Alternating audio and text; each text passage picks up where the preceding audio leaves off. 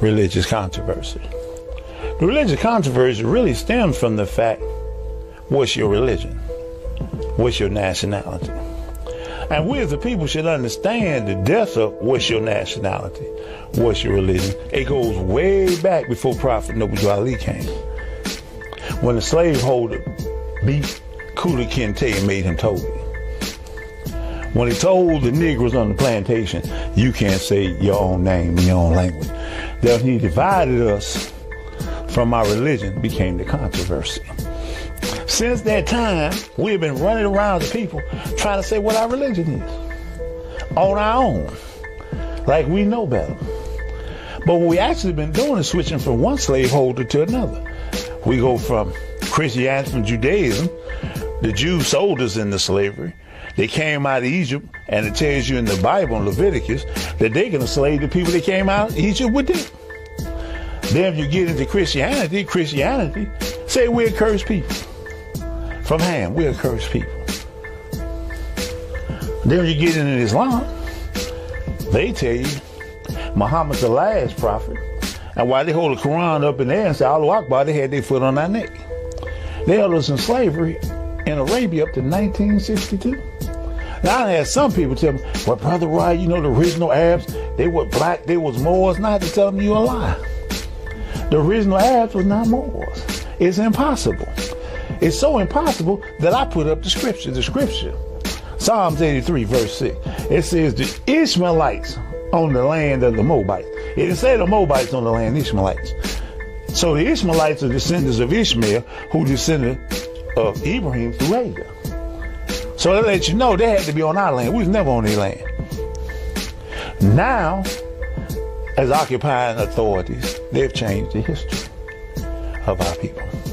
So now we believe in order to be Islamic, we gotta speak Arabic and dye beards red, wear our pants all the way up to our kneecaps and, speak Arabic. What's the difference between that and Christianity? None. Because the Christian gave you a Christian named Joe Bob.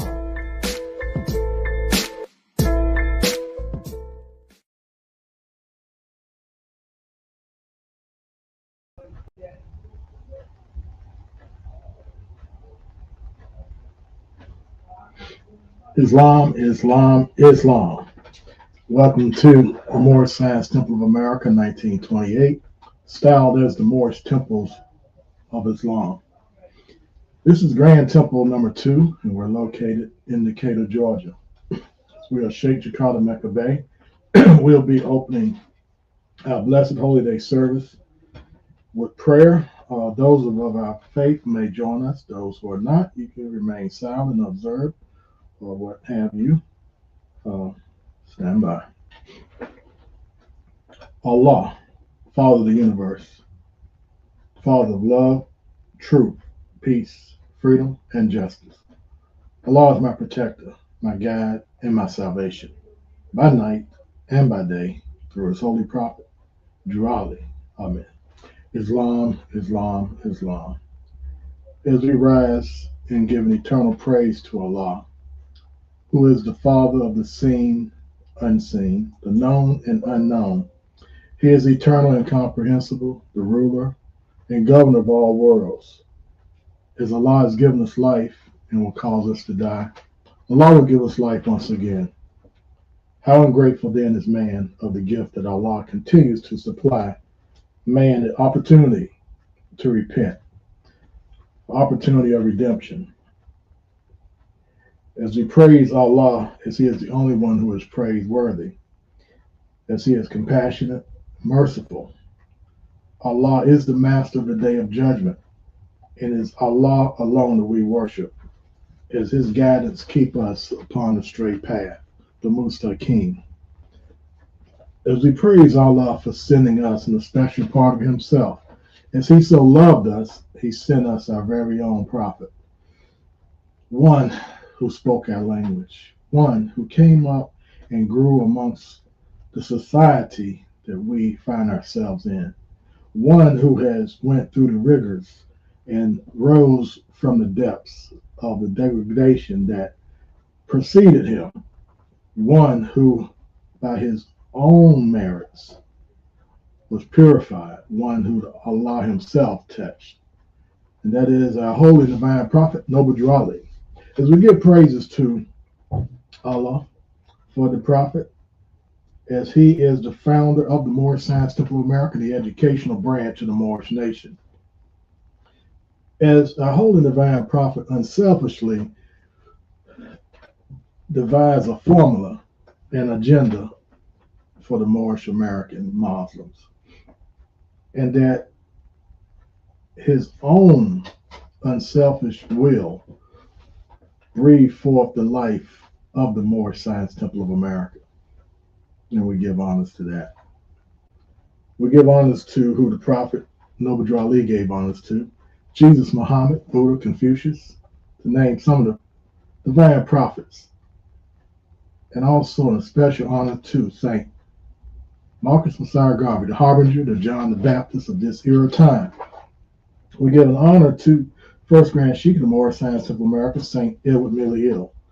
As we give honors in succession from Saint Edward Millay-El, who held the position of Grand Sheik, we give them honor because as we recognize that all men of divinely inspired nature, one who would take charge and step forward to be a teacher, a guide, one who himself has been especially taught and prepared in time to be in that position, we give them honor this day because they are faced on all sides by the enemy of truth, no different than the prophets of old and any other man or woman who would step forward to defend the gospel of the omnipotence of Allah. So we give honors to those great men and those women of our forefathers and mothers. And we give a special honor to our present-day Grand Sheik, our Sheik of Islam here in the West. We affectionately call the Chief of Ministers, Sheikh Dr. Ras Saadi-El, who is the Moorish Mahdi, which means reformer. And that is the reformation of reinstalling Islam back within the Prophet's Moorish temples of Islam. So we give him a special honor, honors to those on his staff of the trustee board, the Sheikh board, grand body, the grand governors, grand sheiks, adepts, members, friends, sympathizers, and those who are in accordance with uplifting fallen humanity in whatever measurement they're able to do. We give them honor. And we also give the old devil himself his honor because he never takes a day off. He never calls in sick. He continues to call death, destruction, mayhem, and confusion to those who would listen to the whispers that he puts out, those suggestions, subliminal messages that are a detriment to your own being and your own soul. We, the Moorish Muslims, we hold on to Allah. We stay within the guidance and the teachings of our Holy Prophet, and we use these lessons to better ourselves. So we're going to be reading the prophethood as we have continually declared that this is a prescribed that would give one who is just joining this or looking in an insight of what it takes first and foremost to join any religious community or organization. It's called the prophethood. When it becomes clear that a certain person is a true prophet of Allah, the natural dictate of this realization is that his word should be accepted, his instructions followed, and his orders obeyed. It's unreasonable to accept a man as Allah's true prophet and yet not believe in what he says or not follow what he ordains. Your very acceptance of him as Allah's prophet means you've acknowledged that what he says from Allah Almighty, and that whatever he does is in accordance with Allah's will and pleasure. Now, the disobedience to him is the disobedience of Allah. The disobedience of Allah leads to nothing but ruin and devastation. Therefore, the very acceptance of the prophet makes it incumbent upon you to value his instructions. You may not be able to fully grasp the wisdom or the usefulness of this or that order, but the very fact that an instruction is emanated from the prophet is sufficient guarantee for its truth. There can be no room of doubt or suspicion. Your inability to understand it is no reason for its having a flaw or defect. For a common man's understanding is not flawless. It has its own limitations, and they cannot be ignored altogether. Islam, Islam, Islam. As we give praises to Allah for another day to contemplate our frame, another day to change, another day to grow, and another day to praise Allah. We wanted to just speak on an issue that we see, issue that comes up very, very often, and that is to go astray, meaning that they would have to have been on the correct or the true path first and foremost, that they would have to have had right guidance, teachership. They would have to have been in a place conducive for their growth and development, but more so a place to truly uplift their spirit and maintain their soul as their soul is searching, and that their soul would be satisfied where they were. But perchance these are not the situations, and people bounce from place to place, therefore not truly getting grounded in whatever the agenda or whatever the message the organization is prescribing for its membership and its officials. As those who join the Moorish Science Temple of America, they're given tools to work with. They're given literature that is attached by the Prophet, prescribed by the Prophet, and part of being a member in the organization. You know, the Quran itself says holy instructions. So it's an instruction book. It's a guide book. It's one that will give you issues and problems. It'll give you some things that you face during your daily life, and it'll give you the remedy, how to correct it. It even give you warnings, how to see things which are starting to unfold right before your eyes. The book, it shows you that, but you have to study it. You have to be in tune with what the Prophet is saying. That is the purification of yourself. That is the time that you take to actually contemplate your frame, to think if your condition can be better, what can be changed, and knowing that the benefit of changing puts you far ahead of those who are not in the know of understanding the relationship between yourself and Allah. So there's one story that stands out, and we recognize it based on it happens a lot. And it is a story of the prodigal son. Now, the thing about the prodigal son is he wants to be independent from the family. He wants his own. So he petitions his father to get what is due him. It's him and his brother. So his father gives him what is due, and he goes out into the world. Now he goes out into the world. He's not deal with the ups and downs, the ins and outs of the world.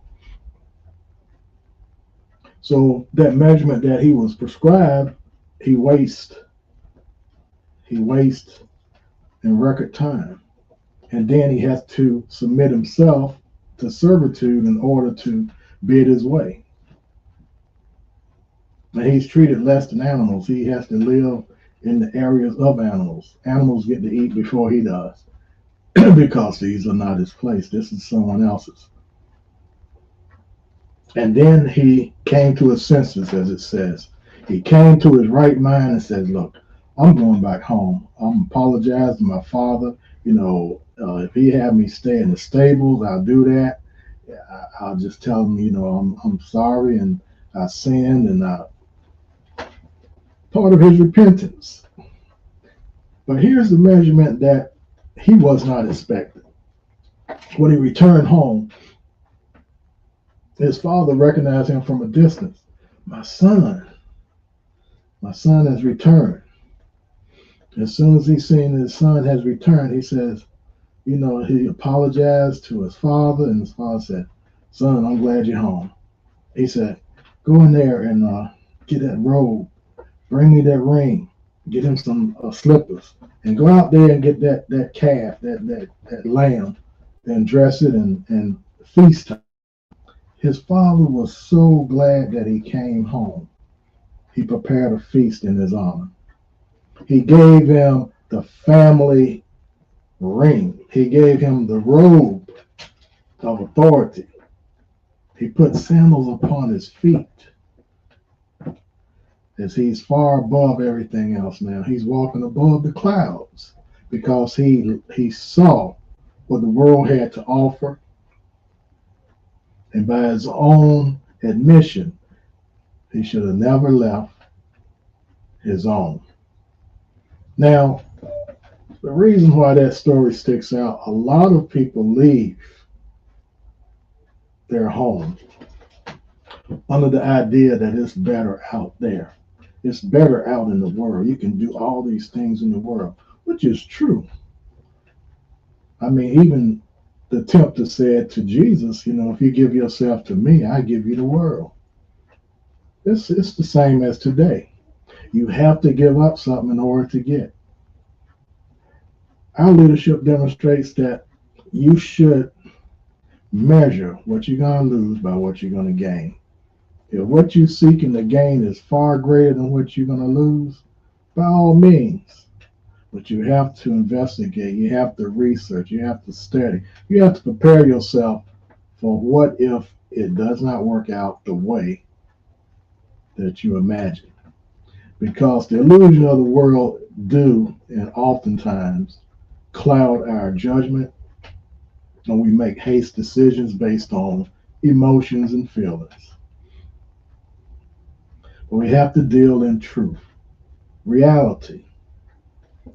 That, in essence, is the true purpose of knowing yourself, being able to differentiate between that of falsehood and truth, being able to see your shortcomings and make your adjustments. Like the prodigal son, he saw his failings, he saw his shortcomings. But when he repented, when he came to his father was like, he had nothing but deep love for his son returning, and prepared a feast and fitted him with all the things that his son had coming to him upon his return.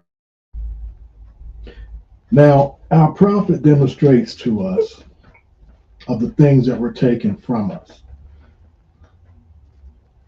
the national identity, the language, our God, our way of life, things in essence that make us who we are as a people.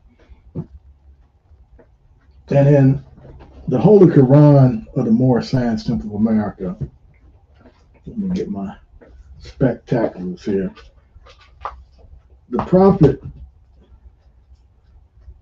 gives a lesson of Jesus when he appeared before the Silent Brotherhood in Greece. He appeared to Claudius and Juliet on the Tiber River near Rome, and he appeared to the priest in Egypt, the Temple of Heliopolis. But what stands out, after he had went through this demonstration of being raised from the dead, after he had been risen, and he came before these areas speaking and declaring and proclaiming, he said, "Behold, for I have risen from the dead with gifts for men.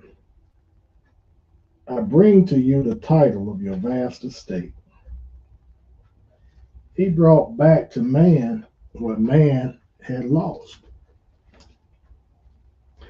See, in the first chapter, it says the creation and fall of man, as man fell and debased himself and broke away from Allah.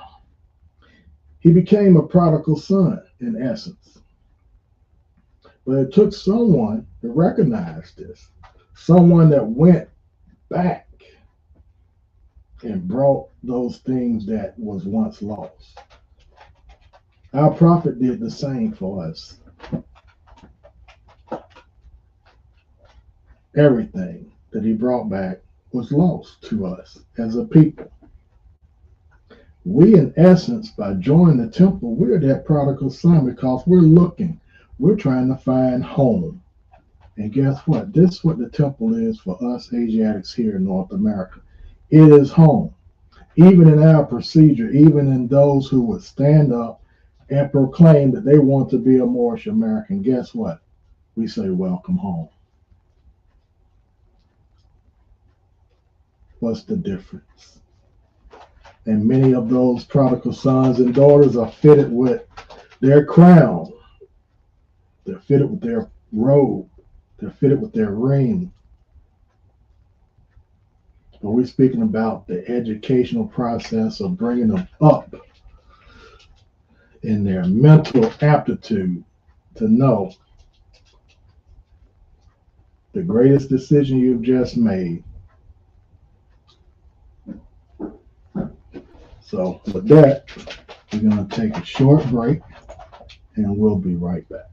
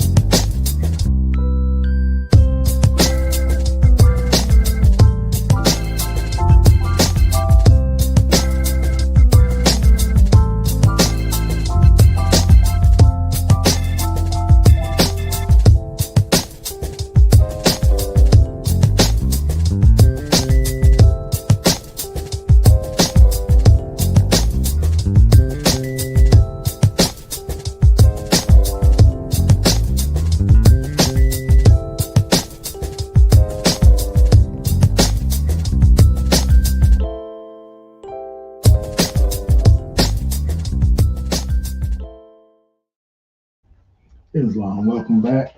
Again, as we were demonstrating, those who do come back, those who do join Moorish Science Temple of America, we look at them as being as the prodigal son. Let's be honest. For those years that you were out in the world, wherever else you were wasting the resource of your soul and your mind, because many of those things did not net you what you were truly looking for, and that's the relationship with Allah. And here, this prodigal son, he is so remorseful when he returns home. He apologizes to his father, and his father embraced him. His father prepared a feast in his honor. You know, we say, welcome home, welcome to the journey. And that's part of our catchphrase and motto for those who join.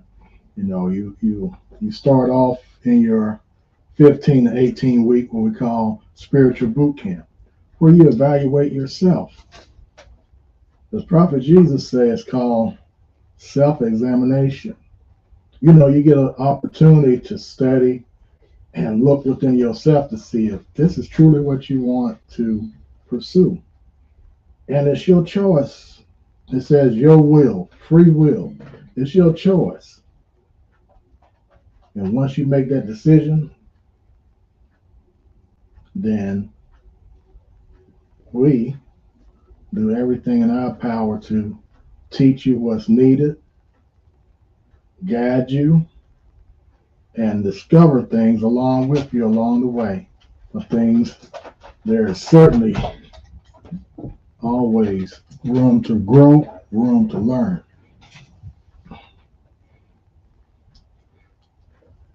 So with that, We have the scripture from the Bible that we're speaking of. For those who are looking on, it's Luke 15, and you start off at 11. And again, just paraphrasing that within that measurement, the son came to realization of his error. You know, a lot of us are not willing to accept our error and just keep going in the same circle. Until we accept the error, we straighten out and go forward. But until then, we're just going in the circle. We're not moving outside of that circle of thought. It was a bad decision. So in order to break it, you got to change direction. You know, it's like before the GPS, you know, you get lost, you just, well, I'll find a way. No, you should stop, get the map, look where you are, and make the adjustments. No different than now. If you're not receiving the spiritual guidance from your teacher, your grand sheik, or whoever is supposedly in charge, we're going to use the term supposedly because a lot of you groups out there have entitlements that were, well, they're your entitlements because that is your organization. It's not the Moorish Science Temple of America founded by the Prophet. But for those who continue to go in error, they will stay in error. But once you decide to reevaluate where you are and where you need to be and refocus, because the teacher should be able to guide you. The teacher should be more than qualified to explain a particular lesson to you. And if it's not clear, if it doesn't resonate with you, then he may just be talking to sound good and to hear himself talk. But to get the true lessons from those who have been through these things, that's another thing. Experience provides a way for wisdom because of all the ways and fashions of issues that one goes through. You gotta learn and not repeat them.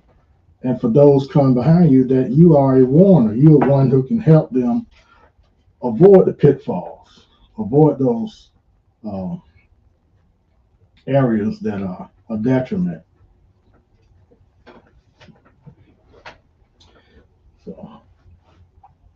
So each and every Blessed Holy Day service, we acknowledge the works that are done by the members. We acknowledge the works by those who are making positive impacts for the namesake of the Moorish Science Temple of America and for Moorish Muslims in general. We acknowledge that.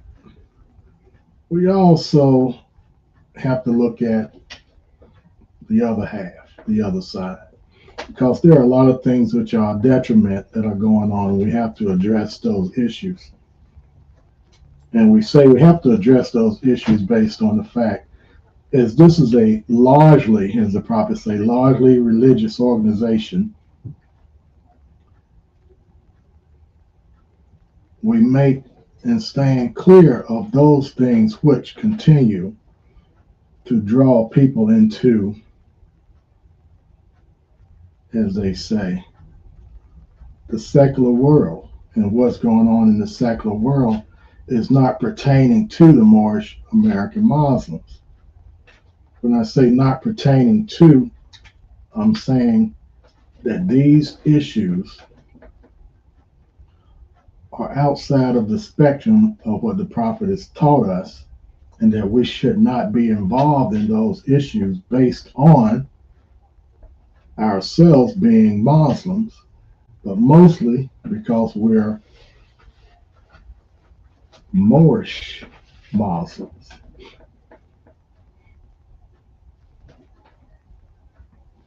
So we also acknowledge the fact that during this a special time of the year, we have a lot of invitations to other religious communities, and we get to communicate with them, mostly predominantly on our religious practices, but more on a humanistic level. We're invited, and they inviting us into their home. They're showing us a part of how they live. That in essence is it's an honor that people I don't think they fully understand when someone invites you to their home.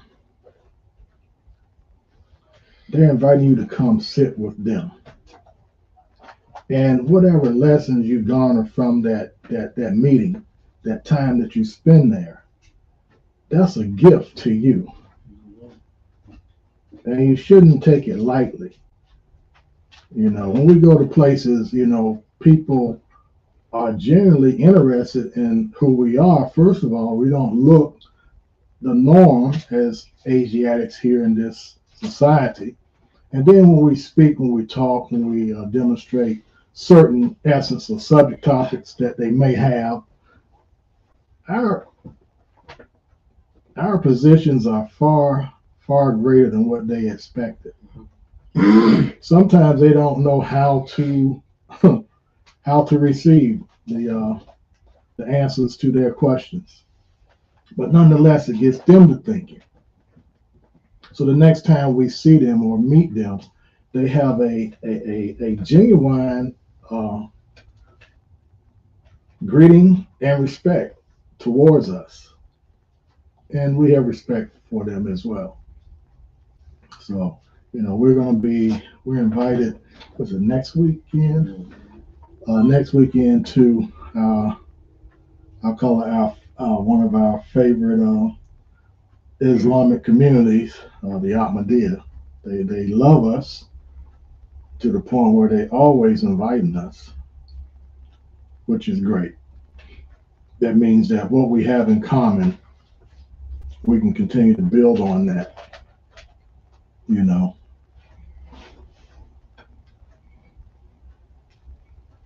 So again, when they invite you, they invite you for reasons that you have to consider. They want to get to know you, or maybe you can work together. And in essence, both of those ideas are on the table whenever we get these type of invitations. Because what it's saying is the prophet spoke that to be in the affairs of men and nations. First of all, the affair part is religious. Our communications and our what we share in common is the practice of the faith of Islam. Now, how we practice it differ, but nonetheless, it's tailored to us, no different than their practice is tailored to their way of life. And then it says affairs of men and nations. That's a different nation of people. They have a different type of governmental set and structure. So we get to be amongst all these different levels of understandings that the prophet has already put out there for us. I mean, we recognize each and every one of these steps. And that, in essence, our membership, just the regular members get an opportunity to witness these things. We don't do what the prophet said, conjecture and speculation. He says you have to be for sure. I think. No, you have to know. And to get the first-hand knowledge is the greatest, because you're there to witness. You ever here to Mont D, he always says, I was there. In other words, whatever you say don't matter because I was there. I know what happened. I know, in essence, who was there, what went on, and what the resolve was, if there was one. All you doing is conjecture because you heard something secondhand. We shouldn't be that way. Even Prophet Muhammad says in the Quran, if someone bring you some news, you got to be wary of it because, what was the point of him bringing you this news when basically it didn't pertain to him at all? The person that's bringing you the news, what do they benefit from bringing you this news? What do they gain by bringing you this news? See, there's a lot of points that you have to look at. But just to have a feel-good moment, take the pictures, eat some food and all that, that's great. We don't discard that. But what was a resolve? What was accomplished? In let's see, what year was it? 2000, what is it? 2006, 7. So we were invited to what's called a ministers' meeting. Now, we were given the directive, that we would work with those who would like to stand on the law, and that we would formulate, from our point of view, how a ministry should be and how it should be carried out and all the components therein. That is the proposed we were bringing to this meeting. But upon being there in this meeting and being around all the so-called national grand sheiks, supreme grand sheiks, the grand governors, divine ministers, and all the usual suspects, and each one got up. We was given a certain time to speak. All I heard was, well, that group there ain't this, that group there ain't doing this, that group is not this, that group this, that, and the other. I'm like, that wasn't the agenda of this meeting. It's a ministers' meeting to draft a protocol on first how we would structure the ministry. Structure like curriculum, study, classes, qualifications, certifications. These are the things that we were, in our mind, when we went there, we were wanting to hear from these other leaders or heads of temples and groups or what have you. We didn't hear none of that. So when we were there, we was given our directive, what we was to do, what we were to present, and we presented it. But we said to them, we came to see how we're going to work together to put together a ministry for the Moorish Science Temple of America. But all I heard is speaking about heads of temples and this person and that person. I say, but my leader sent me, and this is the message he wanted me to give. How can we work together to get this ministry going? But that is the message. That's all I have to say. And some of those individuals were perplexed in the idea that they thought I was upset. I'm not upset. I'm just giving the message. The message is given. My job is done. Everything else is all of your ego. All your, what they call it, bravado. Walking around telling the stories and feel-good stories. All that's well. But we never had anything on paper. Our next meeting, what we're going to try to accomplish between the time periods. And to me, it was a waste of my time to go there. It was definitely disrespectful to those who would actually suggest how we can move forward to bring this into fruition. You know, I got a picture with all of those individuals. I didn't really want to take the picture. Come on, brother. You know, we got to get a picture. You know, everybody got to get a picture. Yeah, a picture worth 1,000 words. You know, I only had a few words. This wasn't the minister's meeting. This was just a bashing of national heads that you don't like, particularly ones our heads. But guess what? 2/3 of those individuals, some are no longer with us, and some of them have been, they just disappeared from the whole Moorish scene. So that's why we entitled this, May Allah be pleased with your good. For those who were at that meeting, whatever good that you supposedly brought to that meeting or for that meeting, we still have not seen any benefit from you being there. And we say that in the most respectful way based on what we see from the individuals from your groups and some of the carrying on that they do on the internet. You know, we say this here is a medium of communication, it's a medium of entertainment, and some have taken it to a whole nother level of debauchery in a sense where they themselves do not hold up the prophet's teaching.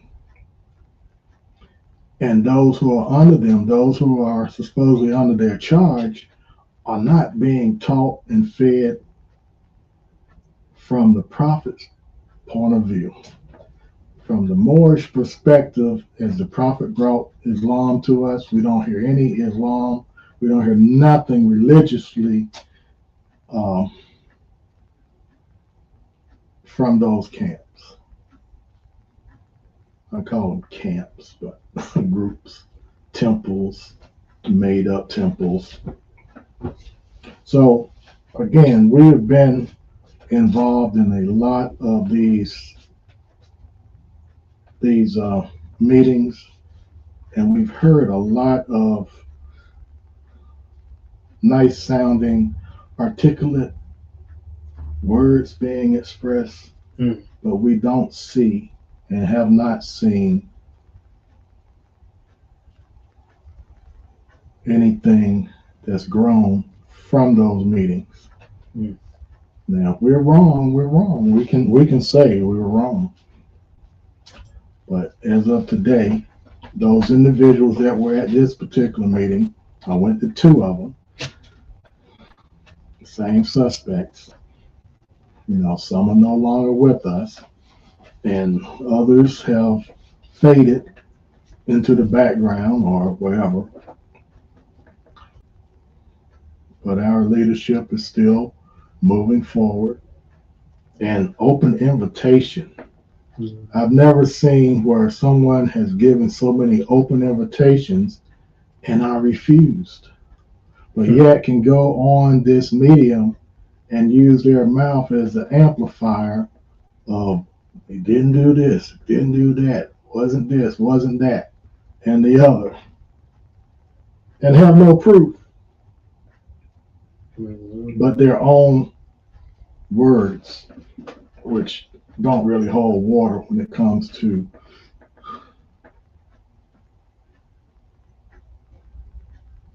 doesn't hold water. So again, may Allah be pleased with your good. In whatever degree that you're able to do, we hope that you're truthful and honest with yourself. I saw this video, YouTube video, and it's about this guy standing there with the devil, and he says, wait a minute, let me get this straight. You got kicked out of heaven. He says, how do you get kicked out of heaven? You had to have done something really bad to get kicked out of heaven. He said, but God sent his son so we can get in heaven for free. And you can't ever come back. He says, and I'm supposed to listen to you? I said, now, it's a funny video to me. Mm-hmm. Because it touched on something. Said, wait a minute, you got kicked out of heaven. Mm-hmm. You can't go back. What did you do to get kicked out of heaven? Mm-hmm. But God sent us, as he said, God sent his son down so that we could get in for free. Mm. And I'm supposed to listen to you? And, the comedian, he started using this vulgarity, but he says, get out of here. He told the devil, get out of here with that. That's the influence that Mo Minister was saying, these people are influencers. And that's what the devil is. He's an influencer. He sets up these scenarios, and if you fall within it, the parameters are already set to ensnare you. He said, but this here video just it's like some videos are point on, and some are, this entertainment purposes. He said, you got kicked out of heaven. You had to do something really bad to get kicked out of heaven. Nobody ever got kicked out of heaven, and you can't ever go back. Now think about that and look at the ones that have got kicked out of the Moorish Science Temple of America. I didn't say they left. I didn't say they just stopped coming to meetings. I said they actually got kicked out for something that they did. They had to have done something really bad. Just like Lomax Bey. He had to have done something really bad. Just like the one they call Prophet Jones. He had to have done something really bad. Make that comparison. These individuals had to have done something to violate the laws, and that there was no coming back from what they did. Now, Lomax Bey, he was set down, meaning he was put on hold from his position. He said, all you can be is a member within the organization. Now, his ego is what took him out. And that's what happens with a lot of these individuals today. They don't want to prescribe and hold to the law that's already set before they were born. And then when they are set out, when they're brought up on the charges, instead of them facing the charges like a man or a woman, they do the child thing and just take their ball and go home. In other words, they don't even face up to their error. The comparison with this is Malcolm X, when supposedly, I'm going to use that term, Elijah Muhammad put his position on hold because of what he said about JFK assassination. He says, you're on hold, you can't be on TV for 90 days, you can't do this. And according to that, Malcolm X said, I submit. And he went and he did what he was doing, what he was supposed to do. And during that time period, a lot of people were coming to him with stuff, as the devil always do. But with these individuals, they don't submit to punishment for the error that they did. They try to flip it around as, it's your fault that you caught me doing wrong. I never seen that in the law. If you catch somebody doing wrong, it's probably your fault that you caught them. So if they get brought up on charges, and they do have a hearing, because we do have a process. We have a process over here. We don't just kick people out. They have an opportunity to defend themselves. The prophet gave these individuals opportunity to defend themselves. But when they fell short of the law, within the parameters, they either had to sit down, meaning that their position was put on hold, they can no longer function in that capacity, or a lot of them took it upon themselves and left. As we know from history, those two individuals went on and started their own thing. But here's the catch. When those two particular individuals left and started their own thing, they didn't call it Moorish Science Temple Unity, Moorish Science Temple Noble, Moorish Science Temple California, Moorish Science Temple New York. They called a whole new name of a new organization. I mean, even Malcolm X said his was called Muslim or so-and-so Incorporated. He didn't call it Nation of Islam. So, at any rate, we're getting ready to turn the meeting over to our Mahdi. And take a short break. Different direction. So too have they done with the truth that is supposed to come from the east. Now, a lot of y'all have heard me teach on it.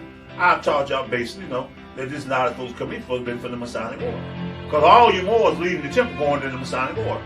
When the prophet was here, they was leaving the lodge coming into the temple. Think about that.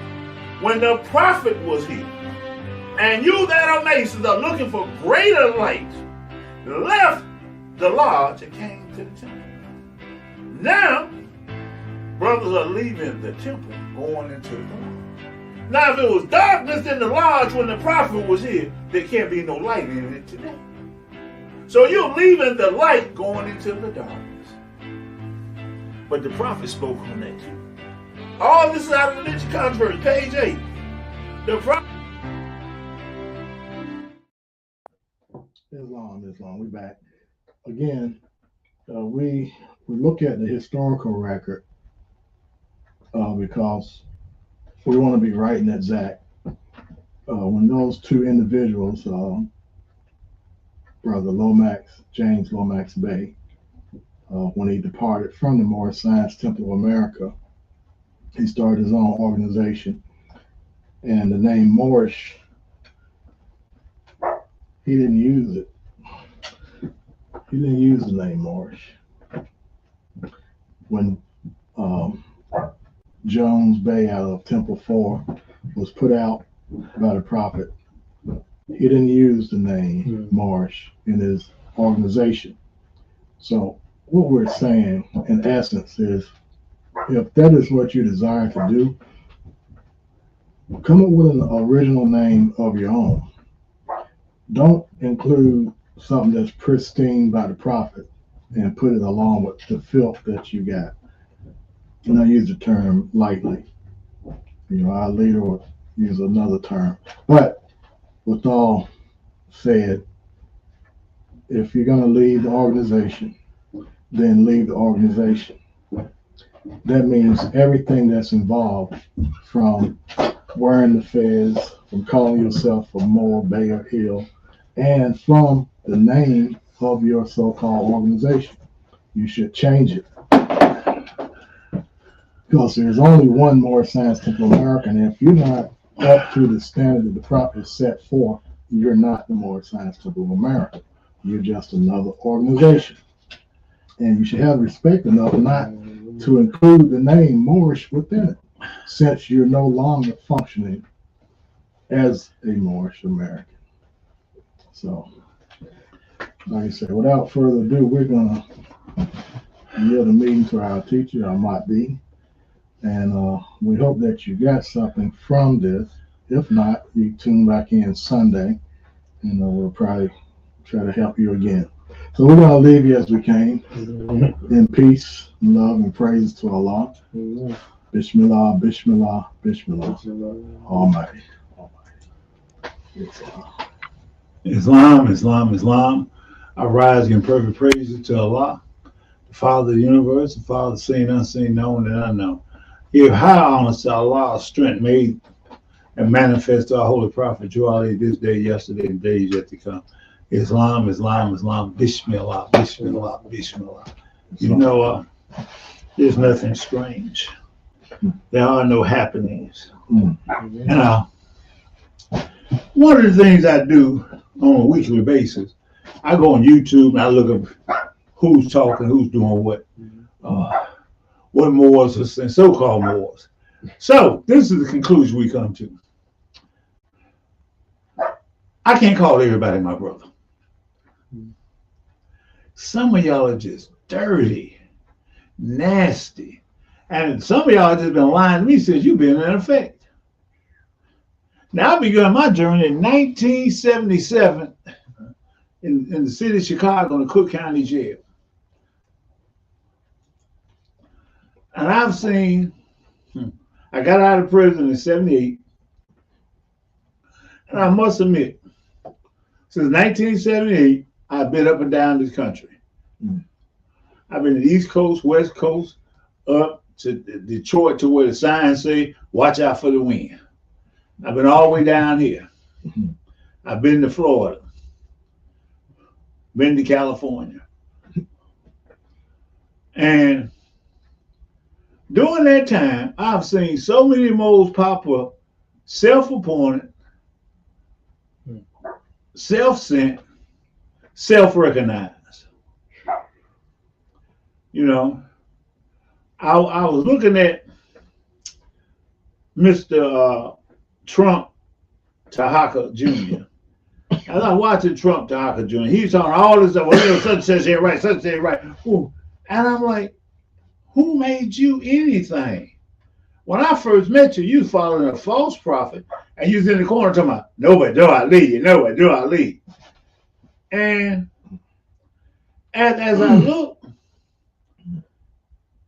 at your growth and death, I was calling it your growth and development, but your growth and death because you're killing yourself. Wow. You actually isolating yourself to a point. Only thing you do is dig a deep hole. Now, those people, this what gets me. I was telling them, he said, Chief, why them people over there? I said, because he's feeding them. His devil's feeding their devil. Mm-hmm. This is an old saying, birds of a feather flock together. Mm-hmm. Then I'm looking at this other brother, Cosmo Hill, and he's supposed to be united as the Moorish Scientific America, but he ain't with the Moorish Scientific America. I mean, how you united the Moorish Scientific America? You in California, there was temples there before you got there, but you didn't join none.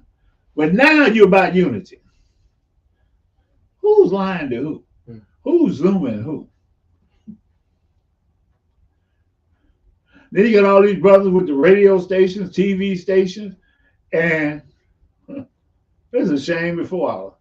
I watched one brother, he's holding up two of my former members I kicked out. And they read my book. They teaching from my book. Yeah, these are masterminds. Who you feeding? Satan, who you feeding? You know, Jesus said to Peter, when Peter said something stupid, he said, get behind me, Satan. Mm-hmm. He told one of his best disciples, get behind me, Satan, because he knew that wasn't Peter. That was the devil in Peter.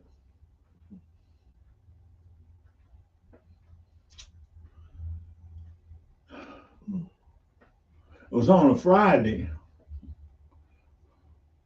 that the thought was born. All me open closed, prime according to the Circle 7, and love, truth, peace, freedom, justice. Friday, the holy day for all mountains all over the world. Friday, the day which what? The truth is told. Friday is the day you supposed to stand up and tell the truth. The thing that get me is y'all dress so Moorish on Friday and Sunday. You got crescent and star pins for eyeballs. You got fingers with crescent and stars on. But some Friday means over what you put on your nigga clothes. You walk and talk like you've been doing all the other time before them 2 hours. 4 hours out of a week. Now that's 4 hours out of 168 hours. You were claimed to be a Moor. Some of y'all running around with little rocks on your neck. Other y'all blonde hair, blue eyed. I seen a Moor today. his booty showing. He got on black drawers. Hey, Mo, wait a minute, brother, what the hell is you? I'm a Mo. Wait a minute, your ass hanging out in a gay town. Your ass hanging out. I mean, his drawers are showing. It's like the pants down by his kneecaps. Islam, Mo. Propagate. Nigga, what are you propagating homosexuality? You propagating, go get P. Diddy grease. Go give me some P. Diddy baby oil. Oh, let's do some Epstein stuff over here.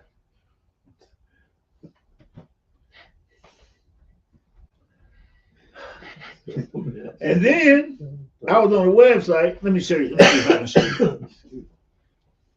I raised the dead. Let me tell y'all. I have raised the dead. I'm gonna show y'all something. Now y'all tell me this ain't raising the dead.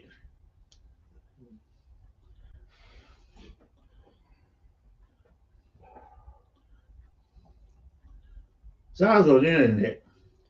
Like I said, I be going over stuff. I know my always be tired of me sending them stuff, but I just want them to see what they're gonna face. You know, we're stockbrokers. We have a stock machine and be taping. Mm-hmm. So we know what the stocks is. Good stocks, bad stocks, etc. Mm-hmm. Where is this pitch at?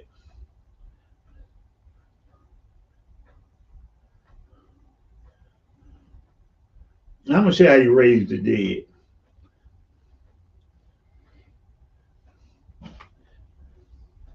I thought it was right here. It might be on my other site. Let me see.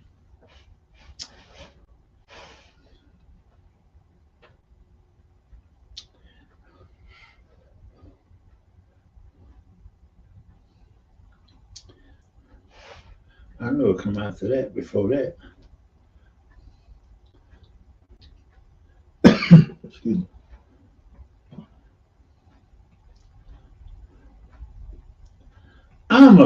I'm always amazed at so-called Moors.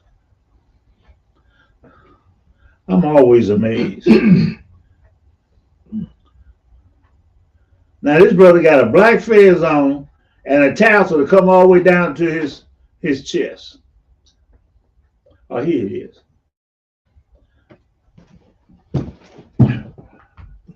Can you see it?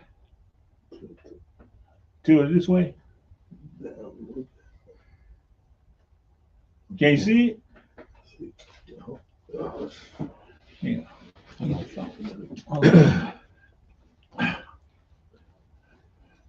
Tilt it. So I know. Right down a little bit. Right there. Y'all see it? Yeah. All right. Now, so it says school is in session. Throughout several postings, I summoned my leaders, elders, and grand sheiks and adepts, and so-called hair fiends in the Moor Scientific of America. And I'm like,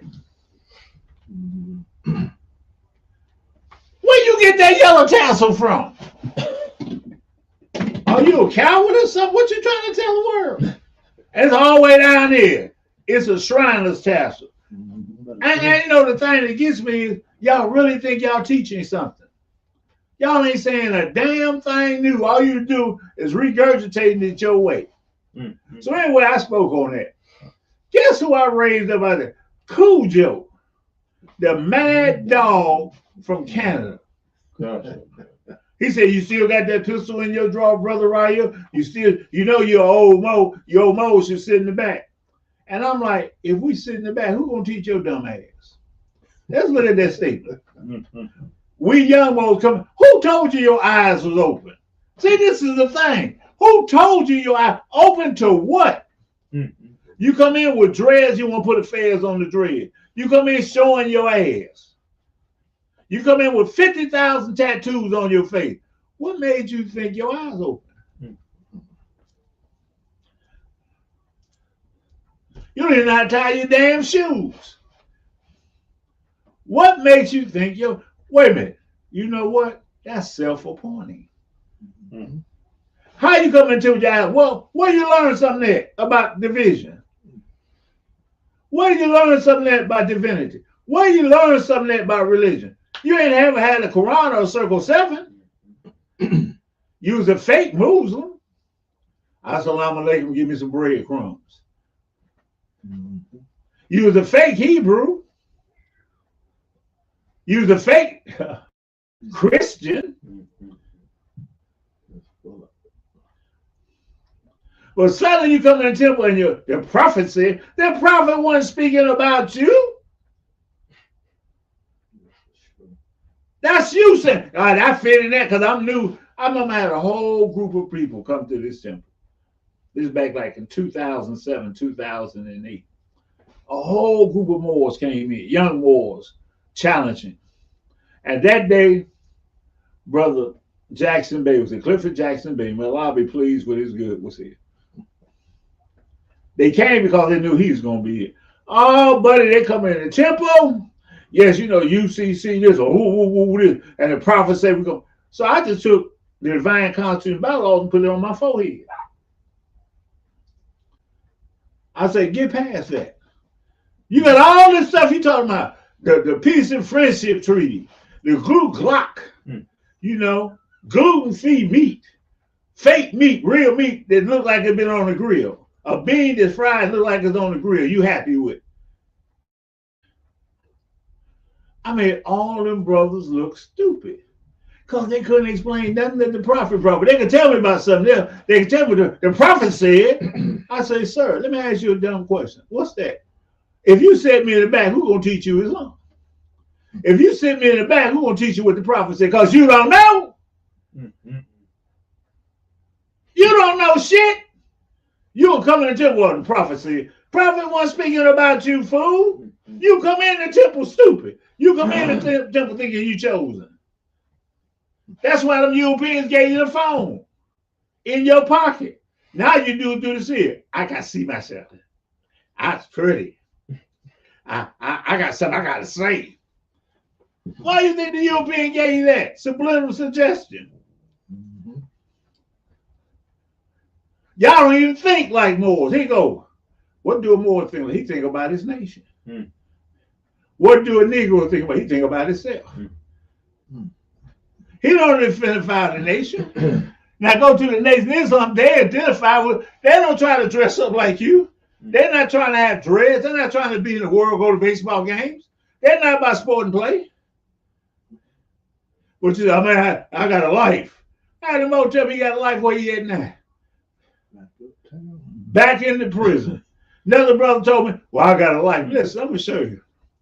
I worked with this brother for about 10 years when he was in prison. He got out of prison. He's supposed to come here for a convention. I talked to his parole officer and said, well, Mr. Real, you have an outstanding record with us. Pardon me. You have a good record with us. So we're going to let him come down there and visit you for that week. Is you want? I said, yes, I'll be a witness. He'll be with me. That nigga never got here. You know where he was at? Couldn't find out he married the woman that kept on leaving him in prison. Every other year, every 6 months, he said, man, she left me. He called me, she left me again. And I said, what happened? She told me she can't have a life and do this too. She can't be with me too. Okay. You know, that nigga started telling me the same thing. Well, more, I can't have a life and do this too. Wait a minute. You can't have a life and be a mo. But you can follow a woman that's been sucking on everybody else. She leave you every 6 months and you crying. Well, that's different. You know, we go through that. I forgive her. And you married her. Now y'all selling gummy bears out your damn house, getting people high. And so what you do? You wind up, you run over there and join Trump Tahaka Jr. Now you're over there with Trump Tahaka Jr. selling my stuff. Tahaka glad to have you because he'd had that knowledge. He'd have an understanding of some of the stuff he needed to understand. Because he ain't got no understanding, he got no knowledge.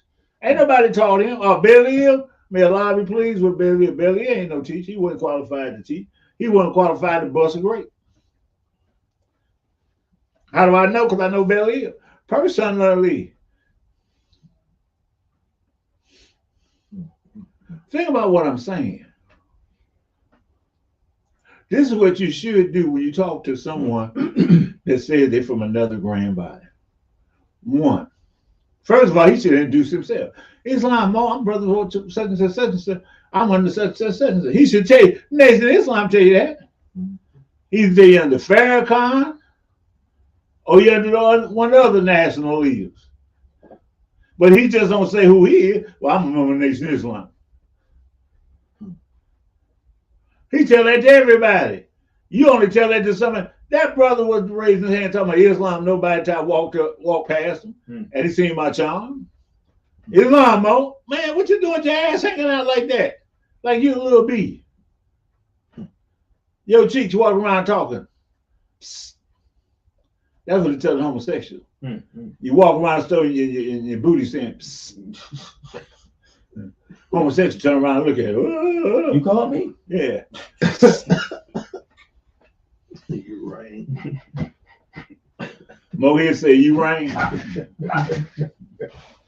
Woo. Y'all an embarrassment. Then y'all try to go attack other people.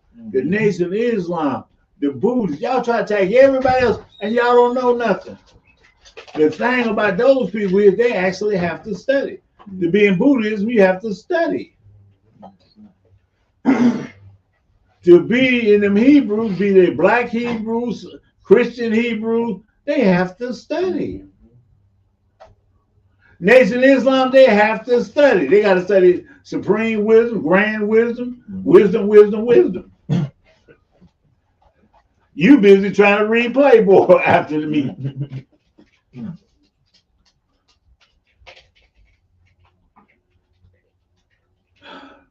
Look how bad we look. You should know more when you see them. Now, I was sitting up and the sister sent me some information. I was going through the information.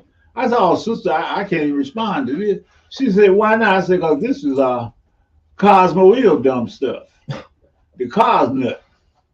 You know, this is that Cosnut stuff. She said, what?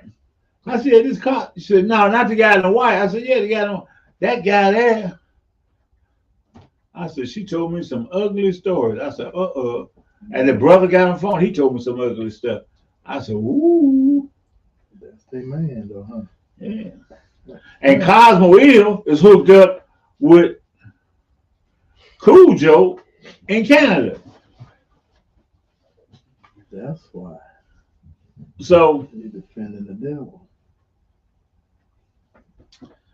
woo. Devil defends the devil. You know, watch the movie Cujo the Mad Dog.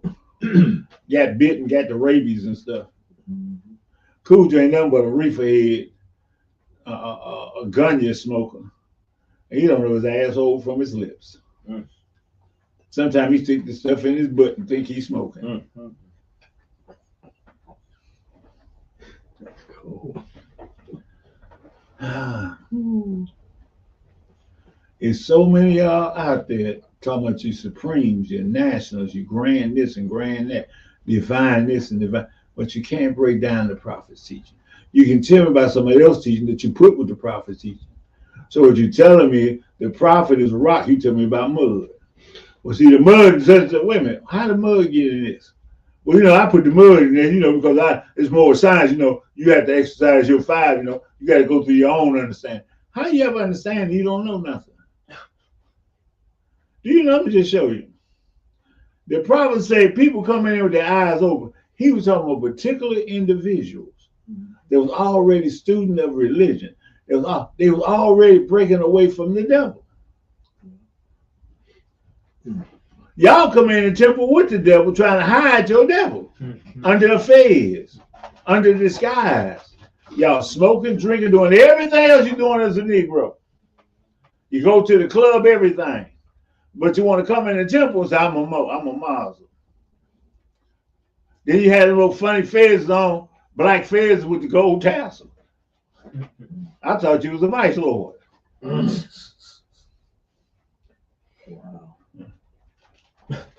I was at home last day at the Islamic Vice Lord. They wore black faces and gold tassels. But I know they ain't dumb like you. See? That's cool. Vice Lord knows something. They don't do that dumb stuff. Wow. They don't play that false flag and stuff.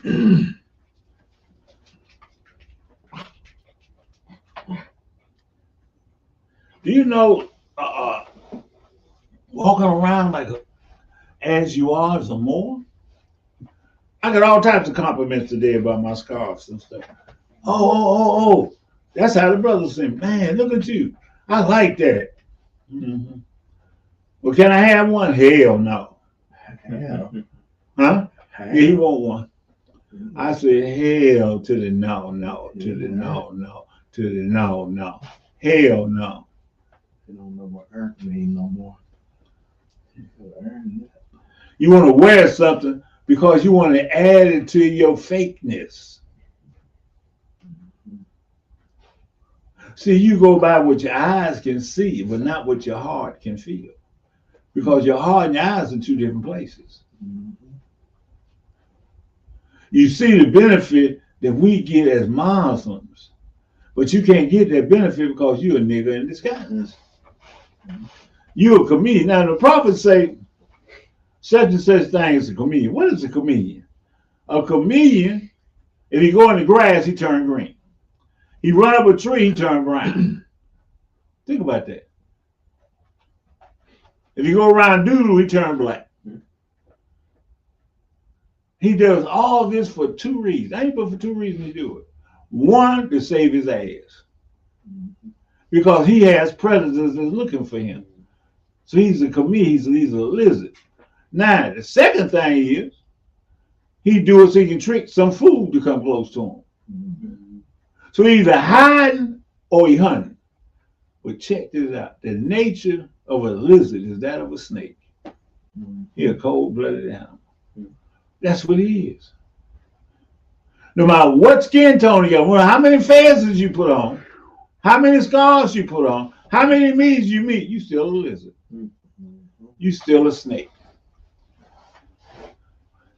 It's only the people that's colorblind that know who you are. See, when I look at it, I see the damn lizard. See, my eyes tell me that's a lizard. I'm like, what he dressed up like? That's a lizard. And then he try to figure out how I keep seeing him. How that nigga keep seeing me? I done turned purple.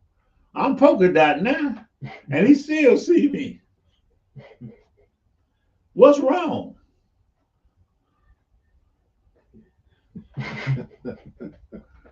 How he keep seeing me? He's seen you before. Yeah.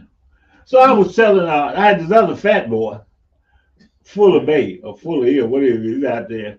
He wanted brass for bait people, and he was trying to talk.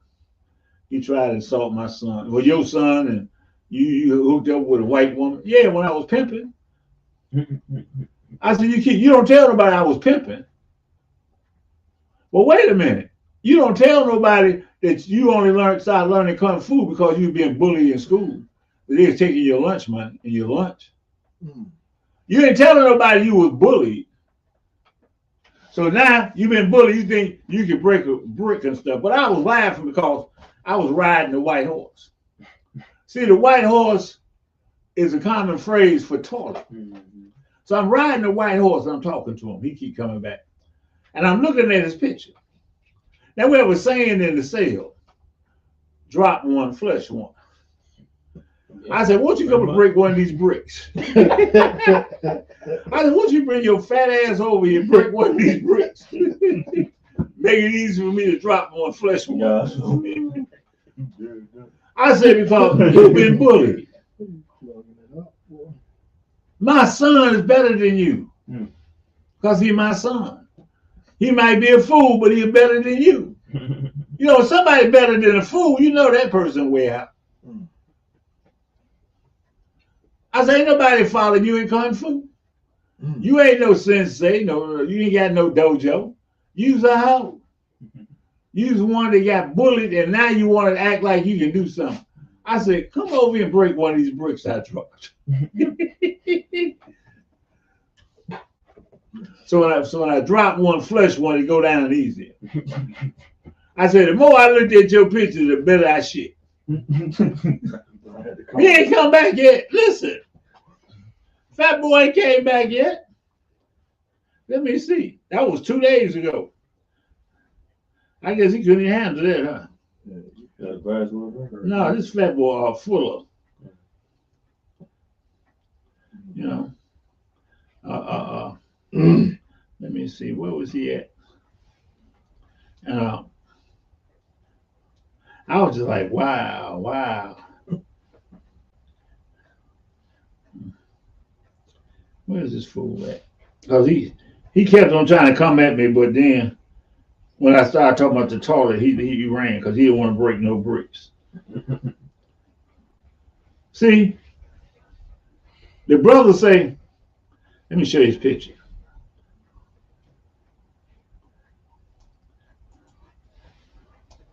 See.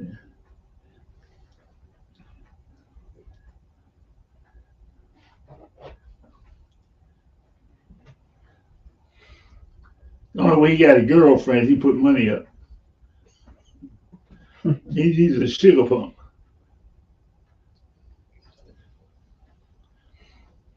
I don't want to show him with his son or his grandmama.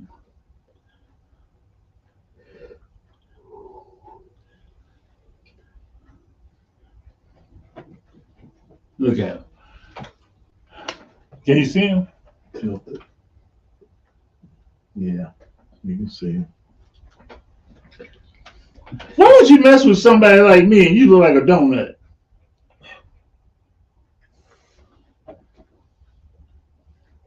You let people take your lunch money now.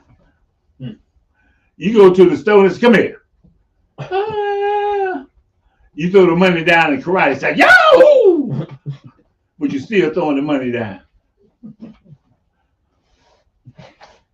Ain't nobody following you. Not even your son. When your son grow up, we're going to just look at you and say, I don't want to be like my dad. I want a blood transfusion. I need a blood transfusion because I don't want to be kin to this guy here. But I want y'all to think about this. How is it that when you go to service, they got the colorful robes on? Oh, they talking loud, walking back and forth. Yes, and the prophet said, but they ain't living what the prophet said. They ain't married. And outside the temple, you wouldn't know they're Islam unless they tell you. You don't know.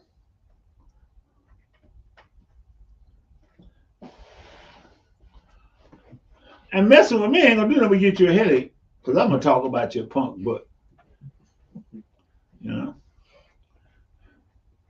I got a lot of brothers out there. There's a lot of misters out there, a bunch of misters. Mister on the mister on the mister, cross mister. And they trying to get every weak mind and faint heart to ride with them against me.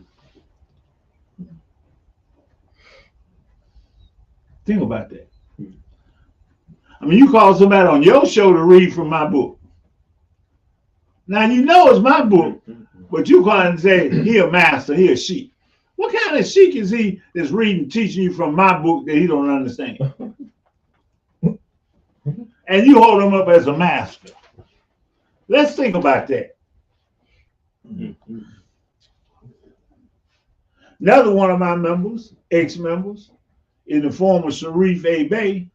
He turned around and said the prophet ain't perfect. Y'all hold him up as a grand sheik and stuff. No wonder we're the laughing stock of the Islamic community. Y'all think about that. Y'all got people you holding up to say the prophet ain't perfect and he can prove it. Think about that. Have you ever heard somebody say Jesus ain't perfect? A Christian say Jesus ain't perfect and he can prove it? Have you anybody say Muhammad, there was a move say Muhammad ain't perfect and he can prove it? Think about that. You can't find no Hebrew running around and say Moses ain't perfect. But that is the case. If he ain't perfect, why are you following him? If he ain't perfect, why are you trying to talk for him? If he ain't perfect, why are you trying to represent him? But y'all don't like me. I'm glad. On the day of judgment, I'm going to pass y'all on by as I see y'all go to hell. I'm going to give y'all a bunch of wood nickels, though. I got a bunch of wood nickels. See, like this here, I got wood nickels. So I'll say, throw it to you so you burn better. You know, because I don't want you suffering. I want you to hurry up and burn up. Turn to smoke ash. Anyway, anybody say anything? No, just say greetings as they come on. So, this is going to be our mode of conduct. If a brother has passed, we're not going to disrespect him by calling him out his name, whatever. But if you ask me a question like you asked about Belial, I'll tell you what Belial did and what he wasn't did. But I trusted Allah to find good in some of the stuff he did because I didn't see him every day. I don't see you every day. So I said, I trust Allah believes with your good, that you're doing something good. You know? You ain't blaming Allah for everything that's wrong in your life. You know, the human being is like that magnet. It attracts everything. Other human beings repel bad things, make you go away. Now, you see a brother in my temple, he been in my temple 6 years, 10 years, 15 years, and suddenly he over there with Tahaka Trump Jr. When you see him over there, that means he wasn't doing shit over here. He over 15, 20 years, then he go over there with somebody he know lying. Now think about that. Now I'm how deep this is. So anyway, we get this comparison. We didn't do it. I've been waiting for a lot. We didn't do the comparison. One of the brothers on the other side went to AI. And he went to AI and he started asking AI, who the real Moore Scientific America? Who the closest to the real Moore Scientific America? And guess who he told him was? Me. Of all the people, Jones Bay, Braswell Bay,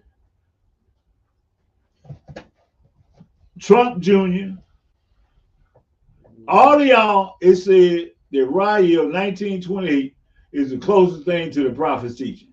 Now AI analyzed all that. I've been helping AI. Huh? I've been helping AI. Yeah. AI went through the whole gambit of all y'all and said no, no, no, no. You know, it's like watching that movie Mandalorian and the little creature in there, and they say no, no, no, no.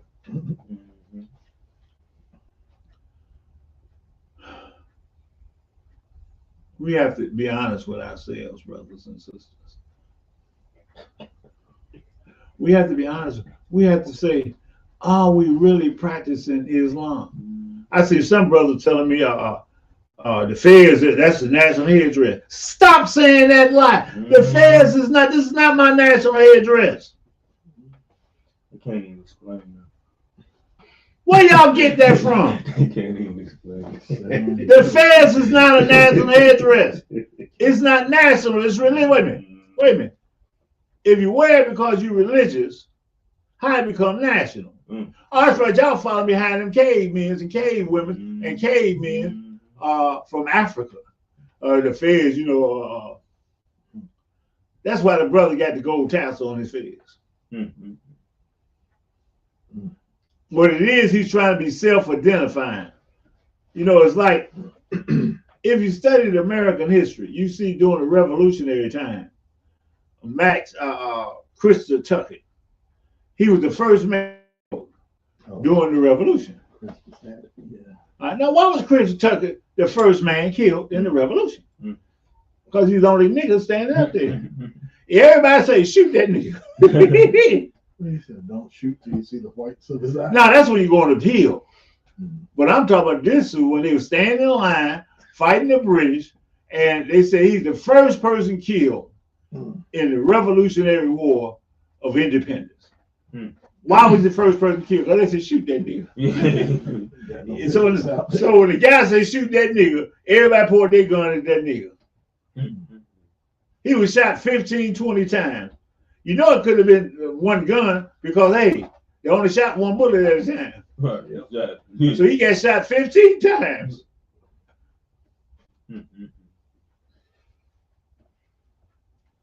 Somewhere he had no business. They shoot that nigga. He had no business. You always the first. I watched all those Negroes up there with Trump with their MAGA hats on, MAGA this, MAGA that, and I ain't seen them since then. I ain't seen them since the party. But I want to say this. I want to make it clear. I do agree with this idea. Let us make America great. That's going to be part of our Moorish declaration. Let us make America great. She never has been great. But let us, as more of the prophet said, that if you follow these teachings, America will be one of the greatest nations on the face of the earth. That's what my prophet said. He said, if you do the right thing, this nation be the greatest nation on the face of the earth. Otherwise, it's going to be doomed.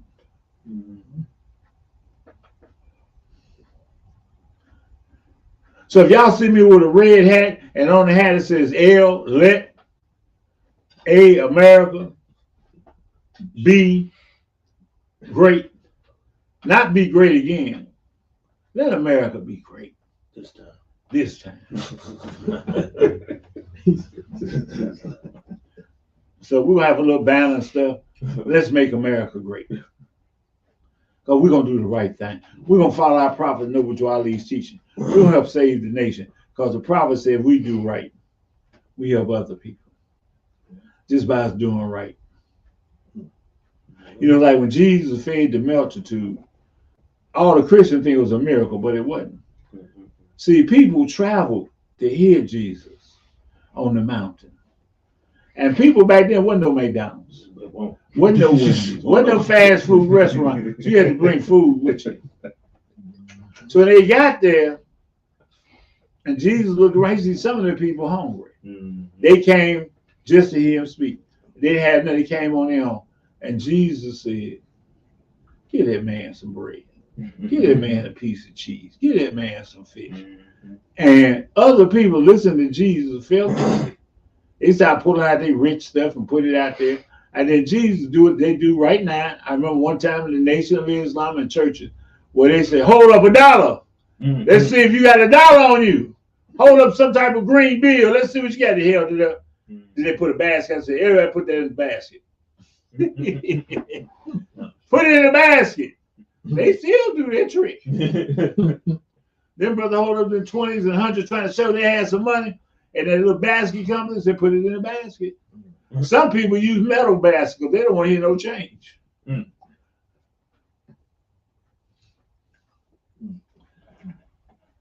I was telling the Queen Mother I was going to put one of those water jugs in the hallway and say, everybody come in, drop the change in. She said, baby, people don't carry money no more. I said, Dad. Mother get a card, an ENT machine. That's what they got in the churches now, ENT machine. But Mo, you trying to get money. We need money. I'm building. It's stuff I want to do. I want to put these lawsuits up. I need money. I need your help. Because I'm going to tell you, I play the lotto. If I win the lotto and I get millions of dollars, you're going to want something. And I'm going to look at you. What did you? Hey. Oh, okay. But if I win the lotto, I already got the plan in my mind. We're going to rent a spot.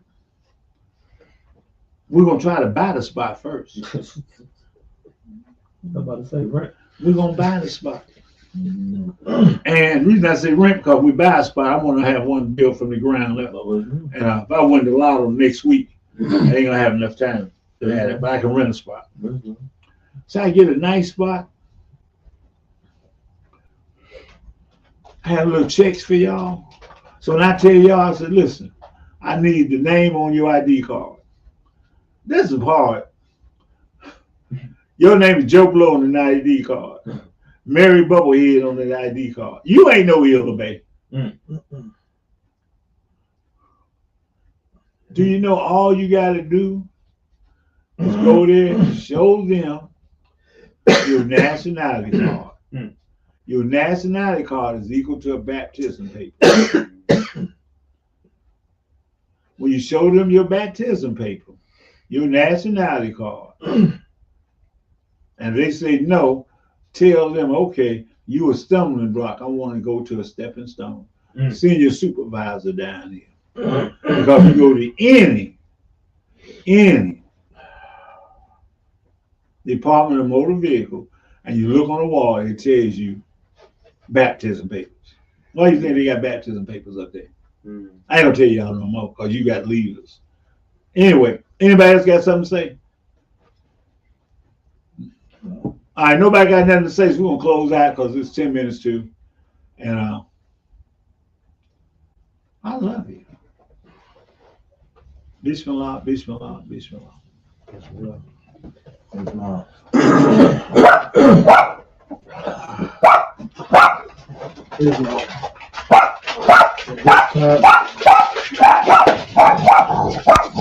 I always keep my head covered. All the time my head ain't covered when I take a shower. This time we'll be reading from the Holy Quran, the Moorish Science Temple of America, chapter 32. Holy instructions from the Prophet, charity. As it reads, happy is the man who has sown his breast to see benevolence. The produce thereof shall be charity and love. From the fountain of his heart shall rise rivers of goodness, and the stream shall overflow for the benefit of mankind. He assists the poor in their trouble. He rejoices in furthering the prosperity of all men. He censureth not his neighbor. He believes not the tales of envy and malice, neither repeateth he their slanders. He forgiveth the injuries of men. He wipeth from his remembrance. Revenge and malice have no place in his heart. For evil he returneth not evil. He hateth not even his enemies, for requireth their injustice with a friendly admonition. The griefs and anxieties of men excite his compassion. He endeavoureth to alleviate the weight of their misfortunes, and declare success rewardeth his labor. He calmeth the fury, he healeth the quarrels of angry men, and preventeth the mischief of strife and animosity. He promoteth in his neighborhood peace and goodwill, and his name is repeated with praise and benediction. Islam. As always, we thank those who continue to support the Moorish temples of Islam. And we thank those who continue to complete Act 7 each and every week. Islam. Now, just you saw the man put $20 down last night. So there are men waiting to put thousands of dollars for the progress of this divine movement. And I, in turn, use them on the temple, seeing that you're confident. I can show many illustrations. I've demonstrated that you may use my money if your heart is right, pure, and just. So this is a New Year celebration. Turn over a new leaf, you Moors. This is the beginning of new business. The heads of all temples, Grand Sheiks, Grand Sheikas, must conform themselves to the divine principles, love, truth, peace, freedom, and justice.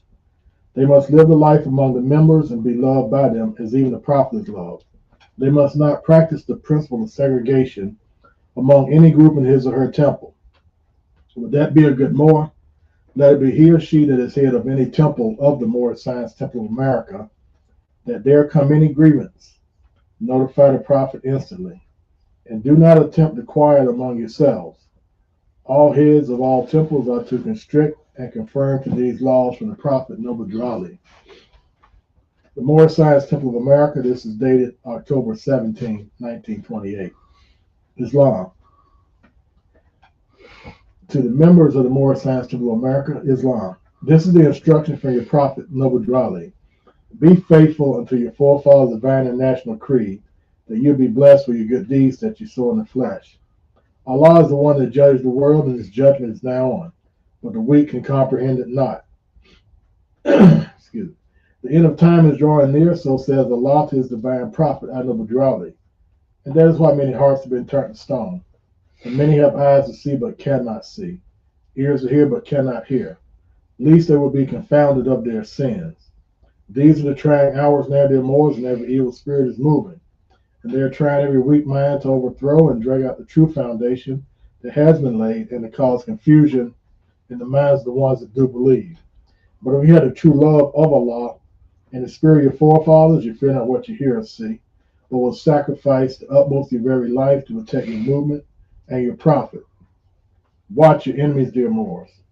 Your enemies are the ones that speak against your prophet and ridicule him to the very lowest, and the ones that speak against your divine and national principles of your temples.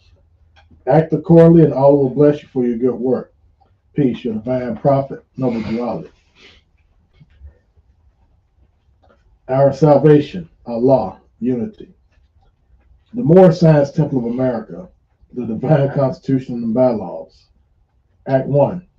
The Grand Sheikh and the Chairman of the Moorish Science Temple of America excuse me, is empowered to make law and enforce laws with the assistance of the Prophet and the Grand Body of the Moorish Science Temple of America.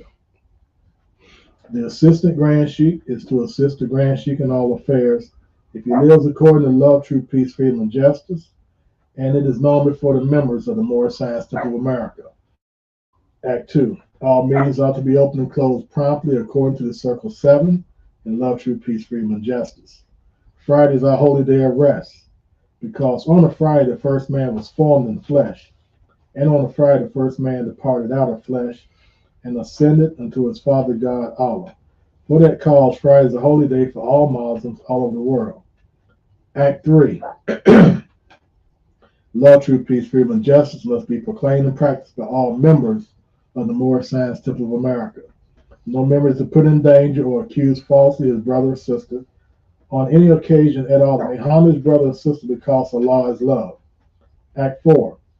All members must preserve these holy divine laws, and all members must obey the laws of the government, because by being a Moorish American, you are a part and parcel of the government and must live a life accordingly. Act 5. This organization of the Moorish Science Temple of America is not to cause any confusion or to overthrow the laws and constitution of the said government, but to obey hereby. Act 6. With us, all members must proclaim their nationality. And we are teaching our people their nationality and their divine creed, that they may know that they are part and parcel of this said government. And know they are not Negroes, colored folks, black people, or Ethiopians, because these names were given to slaves by slaveholders in 1779 and last to 1865 during the time of slavery. But this is a new era of time now, and all men now must proclaim their free national name to be recognized by the government in which they live and the nations of the earth. This is the reason why Allah, the great God of the universe, ordained Noble Jalali, the prophet, to redeem his people from their sinful ways. The Moorish Americans are descendants of the ancient Moabites whom inhabited the northwestern and southwestern shores of Africa. Act 7. All members must promptly attend their meetings and become a part and parcel of all uplifting acts of the Moorish Science Temple of America. Members must pay their dues and keep allowed with all necessities of the Moorish Science Temple of America. Then you are entitled to the name of faithful. Husband, you must support your wife and children. Wife, you must obey your husband, take care of your children, and look after the duties of your household. Sons and daughters must obey father and mother and be industrious, and become a part of the uplifting of fallen humanity. All Moorish Americans must keep their hearts and minds pure of love and their bodies clean with water. This divine covenant is from your holy prophet, Noble Jalali, through the guidance of his Father God, Allah. Noble Jalali is the founder of the Moorish Science Temple of America. As it is recorded, the holy prophet, Noble Jalali, once stated, if there is something going on wrong in your grand body and the head of the temple knows what's going on wrong, and he doesn't stop it, it's because he is in on what's going on wrong. And as our leadership has stated, that there is no sense in having laws if after they've been read, that they are willfully and continuously violated, and that there is nothing done to the violate of said law, then you're in on what's going on wrong and you are part of the problem. Islam.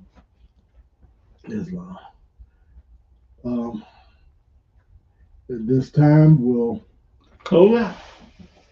Goes out. Islam.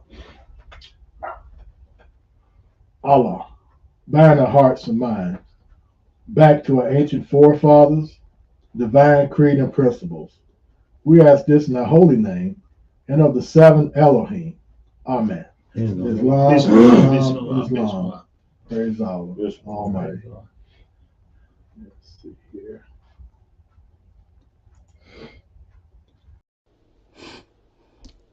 Islam. Thank you for being the best part of what we do, and that is to inform, educate, and uplift. We welcome you to learn more about us, join our mailing list, or perhaps you are seeking to become a member of our community. We invite you to visit our website at msta1928.org. You would also find a host of various publications to aid in your understanding about the history and faith of Islam from a Moorish American perspective at the MoorishIslamicStore.com. Make sure to subscribe to our channel to be informed of our regular scheduled programs. May Allah go before you. We leave you in the best of ways, peace and love, in praises to Allah Almighty.